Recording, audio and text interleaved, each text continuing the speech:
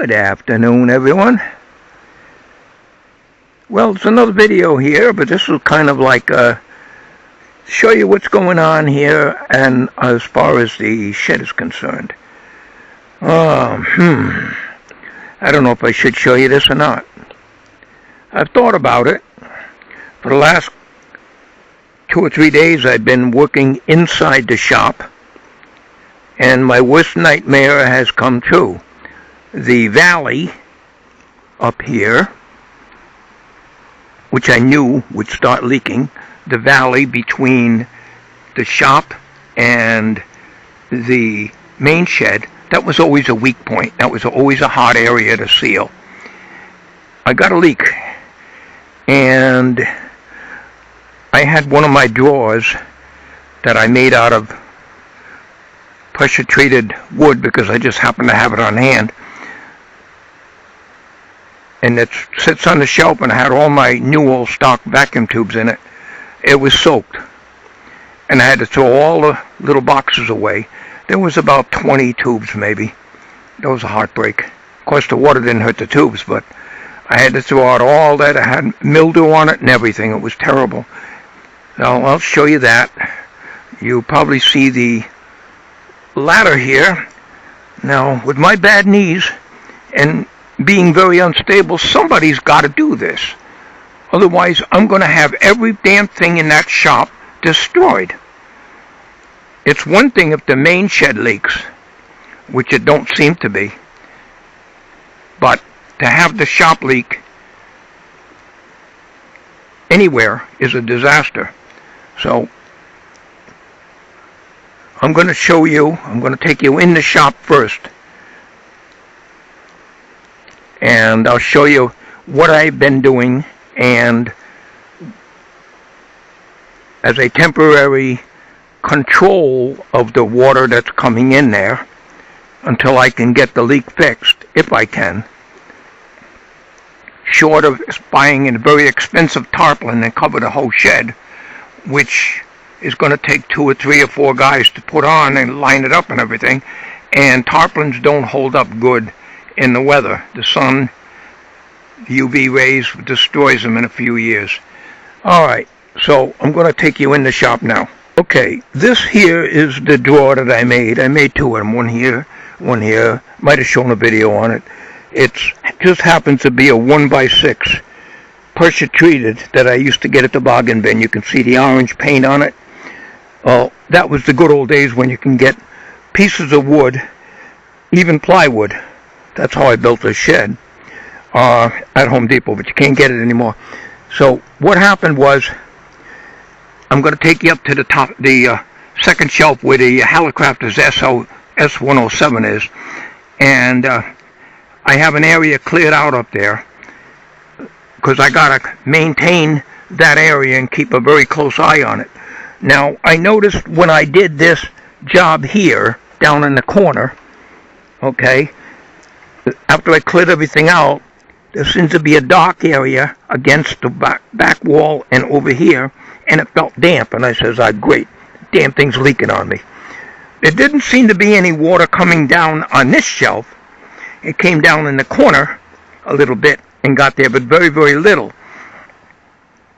And I'll show you where it's coming from as far as the inside is concerned. So, let me, if you don't mind a little shakiness, get these damn knees to lift this decrepit old body up into the shop. Oh! Okay, we're going to get the flashlight on here. Alright. This is what I had to do.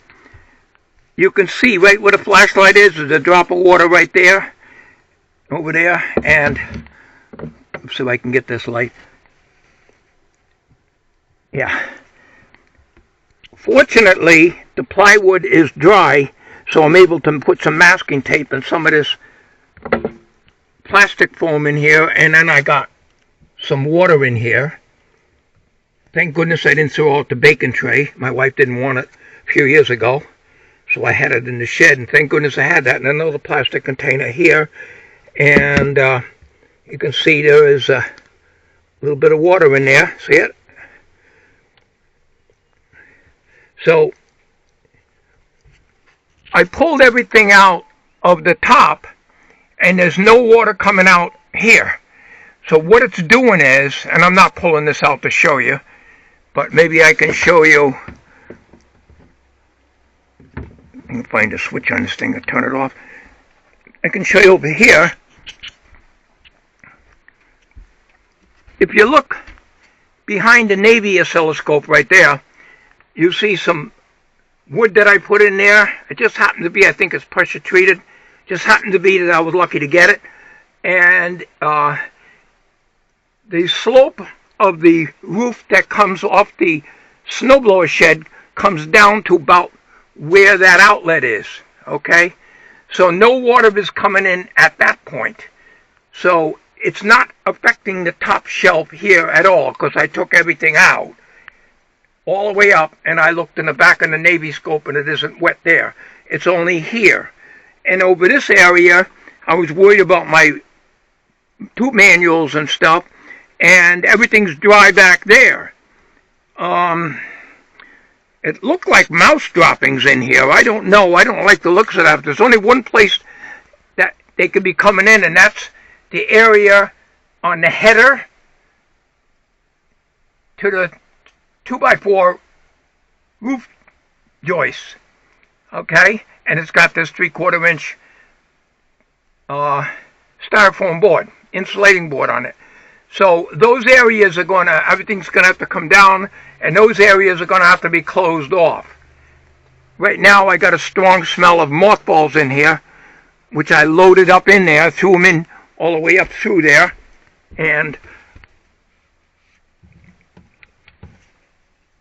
all the way up in the back. Everything's from the bottom of the 2x4 roof joist, on the header, everything from that down is all closed in. It's just the distance between the bottom of the 2x4 to the insulation has got to be sealed up over in here, and everything. So I got to take everything out. But right now, let me get you a light in here. In here, it's a little moist, and I'm catching about 90% of the water, and that's really all I can do right now. Let me turn this off before I forget it and have a dead battery. So what I had done is, after I thought it was only a temporary thing, I said, well, I'm going to put this back. I had to take all my tubes out, and all loose in here now. They're all mixed, and I usually have them in separate boxes. I had no choice. So I had 42s in there, 27s. They're all mixed in. They were all separate. There wasn't a lot, so I had to stick them there, which I don't have any more room for, so I can't work in the shop right now. So what I had done is I put all this stuff in here, in this box, after drying off the bottom as best I could. And then I took this piece of plywood, which was left over from Rich when he did our bathroom renovation floor a couple of years ago. And I laid it on top of this, and I slid it back in here. That was before I put the trays in there, of course. And the next day I come out, because we're getting rain every damn day. The plywood was all soaked on top, and the bottom was wet down here. So I have to keep this area clear and constantly keep an eye on it. Right now my finger tells me it's about 3/4 of an inch of water in that little plastic container, and a little less in here because it's a bigger pan. So I'm accumulating quite a bit of water, and that's for 2 days. What I got to do is, I'm looking online, and the best thing they recommend is Henry's I think 208R. It's a rubberized roof coating that you can put down even when it's raining. And that's what I want.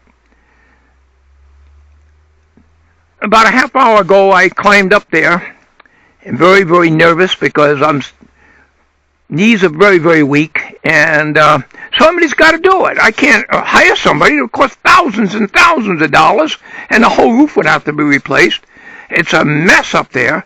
I went up there with my leaf rake, and I raked up all the dead branches that was up on the roof, and raked up so much debris, the granules from the shingles, which keep coming off, not shingles, the rolled roofing, and everything. So what I got to do is keep an eye on this, but I got a big project ahead of me. I got to move all this stuff out of the way and get in this area to see where those plastic tubes are. The battery holders, actually, for an old oscilloscope I used to have. And where that tripod is and the light bulb that's in there, well, that's an area that's got to be closed in to keep any mice out of here, because there's no other way any mice can get in here. That is why I closed up the bottom corner here and down here. I didn't want to wait till I got a hole all the way through. So, I'm going to take you up on the roof now. First of all, before I go up all the way, this piece here has got to be changed. This is a 1/4 inch piece of plywood that I put in. I'm going to try to change that. That's going to be an SOB. The plywood doesn't sound too solid. It's 1/2 inch plywood that goes over the shop. So I'm trying to avoid walking on this because it could break on me. And normally the water would come down and drain out to the corner here. But as I recall, I thought I put the roof shingles or the rolled roofing up like this. If I didn't, I'm going to have to do that. And if I can't get that out without a major job, because it fits up underneath there, and it looks to me like it wouldn't be too bad of a job getting out, and put a piece of pressure treated in there. So I'm gonna take you up there. My knees, boy, I'll tell you, they just about walk. Here's the valley in the valley of the Green Giant. Ho, ho, ho. Well, you see the damn fungus? This is the shop roof. And I know you guys are watching this and say, you need a new roof. I know that. I can't do this stuff anymore.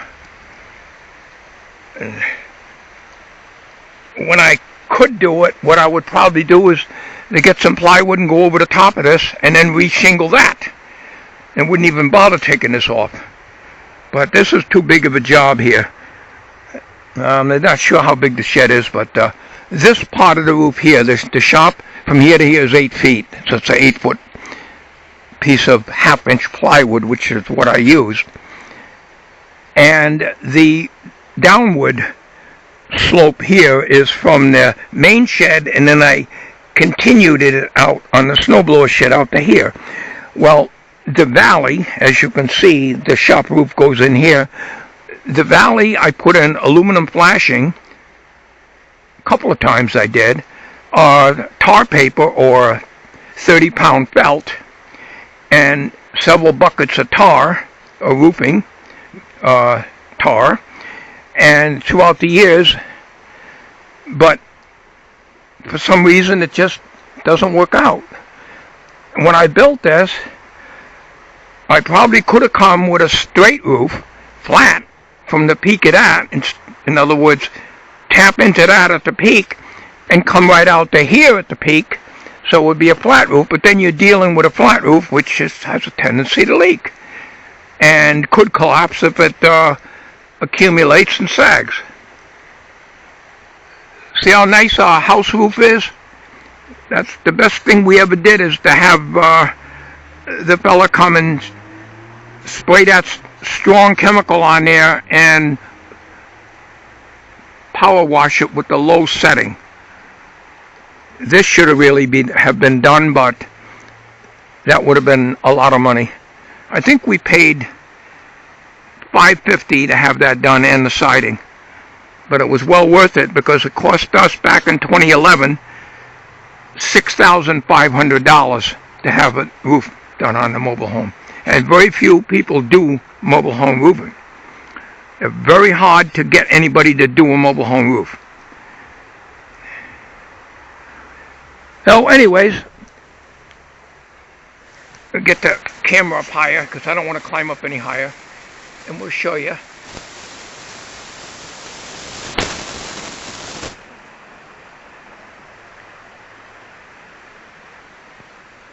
It's all moss.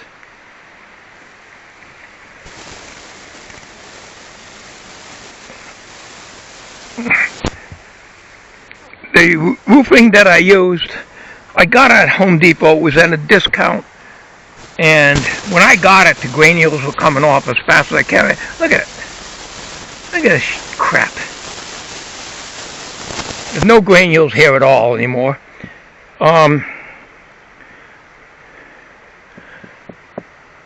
This roof here has 2 layers of roofing. When I built this, well, this is just 1 layer. So the second layer was this and this. So anyways, that's what I got against what I got to do. I got to sweep that out with a good industrial broom, which I got. And when I get a dry day, and I'm going to use that Henry's, I think it's 209R rubberized wet roof coating. You can put it on in the rain so they clam. And that's what I need because you ain't going to get a dry day around here in this part of the country very often. So I cleaned out the heaviest stuff, and it took me a while to get it. So I had to actually climb on the roof. And I'm afraid to lean on this because, well, it might be all right, but it's only 1/2-inch plywood, and it's probably pretty well rotted. So that's the story there. It's a real heartbreak. Those tube cartons, new old stock tubes, the cartons alone are valuable to some extent to a collector or something, but I got a bunch of new old stock. I got very lucky, and I think one time in Jewett City, and I've got some for one of my viewers. So now I have to have tubes mixed like that. But I got to seal up that area on the top header and the rafters. Close that in because, like I say, it isn't physically impossible for any mice to get through. And what I think's happening, and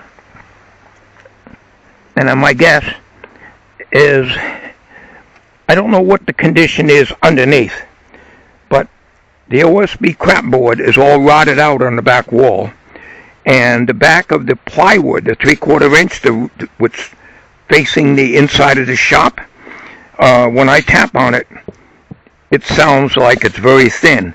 So in other words, it's rotting away. So what I'm going to have to do, if I ever get this valley fixed right, is get some pressure treated plywood, and I got to take everything off the shelves again and cut some plywood and use some liquid nails like I did here and just slap a piece in there to keep things together. But I think what's happening is, being that the OSB crapboard is all rotted out here, it's also on this back wall, which is the back wall of the inside of the shop, is the mice are probably getting up underneath through the holes and climbing up and getting into this area and then coming into the shop, because this is the only holes in here that they can come in. So if I close them areas up, I should be okay. You probably noticed the sand on the ramp in here, because for some reason, this is pressure treated wood when I made that, When it rains, it's slippery. It's like ice. It gets like slimy. And I have slid quite a few times on it. The same with that. So that's the story there. So we'll leave the ladder there for now because we're going to, if we get a good day, I'm going to have to buy a gallon of that stuff. According to online, it's about $20 and change a gallon. And I hope it don't take more than that for that area. I can't lift a 5-gallon bucket of that stuff. And I physically had a hard time working on doing that several years ago. I don't know how many years, at least 3 or 4 anyway, since I did it. And because I wasn't working in the shop, mainly because I was taking care of my wife, so a lot of that could have been leaking for a long time and gets neglected. And that's just the way it is. So I've been neglecting the shop quite a bit, and I was shocked to see that. And I wasn't going to make a video on this because, you know, it's just another problem I have. All right, that's it. I just wanted to share that with you. So it's getting very, very difficult for me to do things, but like I say, somebody's got to do it.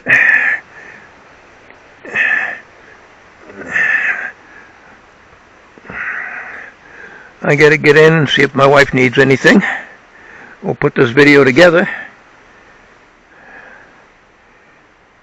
Well,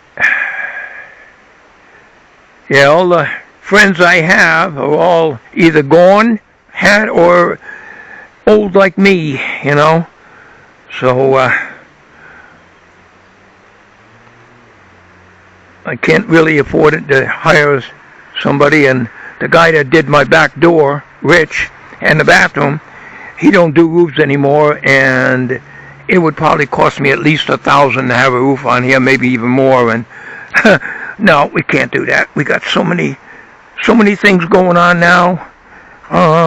You know, a lot of expenses, unexpected health reasons and stuff like that are just, you know, has to be paid, you know, so it's just the way it is. Okay, so I wanted to give you an update. Now, I haven't been working in the shop, and I can't even get to anything now because I don't have the use of that shelf now, so it's the shop is even crowded than it was before. All right, I talked enough. Thank you for watching. You take care. We're going to close shop.